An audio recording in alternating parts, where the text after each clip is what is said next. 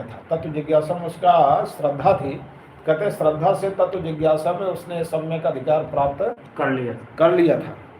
थोड़ा सा अहंकार बचा था, राजा बने का थोड़ा अहंकार बचा, बाकी इसीलिए जड़ भरत जी उसको बोले। जड़ भरत जी जीवन में कभी नहीं बोले, और बोले तो पहली बार बोले, और बोले तो ऐसा बोले कि उसका कल्याण ही कर दिया। क्यों कि बोले अगर आज नहीं बोलेंगे तो मेरा चेला है, पिछले जन्म में भी जब हिरण था तो मेरे कंधे, मैं इसको कंधे पर बैठा कर घुमाता था, और फिर इस जन्म में भी मेरे कंधे पर किसी न किसी बहाने आ ही गया। तो अगर अब इसका कल्याण नहीं करेंगे तो मेरा भी कल्याण नहीं।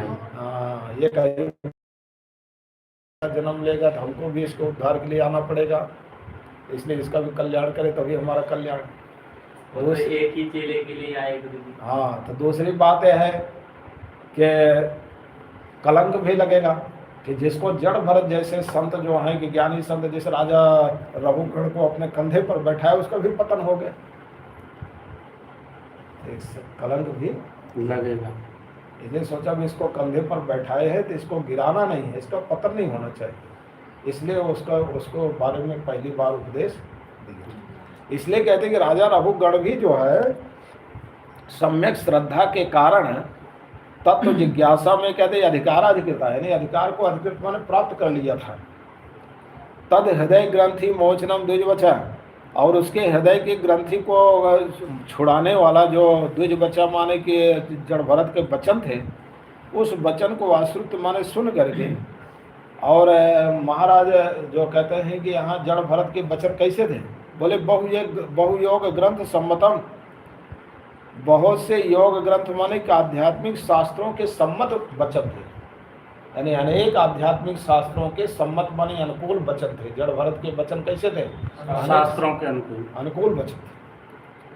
तो उस वचन को सुन करके जो उसके हृदय की ग्रंथि को काटने वाला था, ऐसे वचन थे, तो उसको सुन करके वो घबरा गया और त्वरया अवरोहिया, त्वरया माने बड़े वेग से, अवरोही माने पालकी से कूद गया, नीचे कूद गया, और कूद करके कहते हैं कि सिरसा पादमूलम उपसृता क्षमापयन, सिर से कहते हैं कि जड़ भरत के पादमूलम उपसृता, यानी कि उनके चरण कमलों में उपसृता माने कि प्रणाम किया।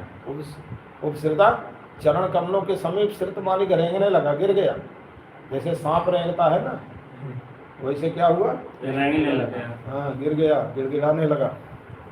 और क्षमापयन, अपने अपराधों को क्षमा कराते हुए, विगत नृपदेव स्मया, कहते हैं उसका जो नृपदेव माने कि मैं राजा हूँ, नृदेव, अच्छा नृपदेव, मैं राजाओं का भी राजा हूँ, ऐसा जो इसमें माने घमंड था, वो राजा के जो है घमंड, उसका राजा का घमंड विगत माने रहित हो गया, राजा के घमंड से रहित हो गया।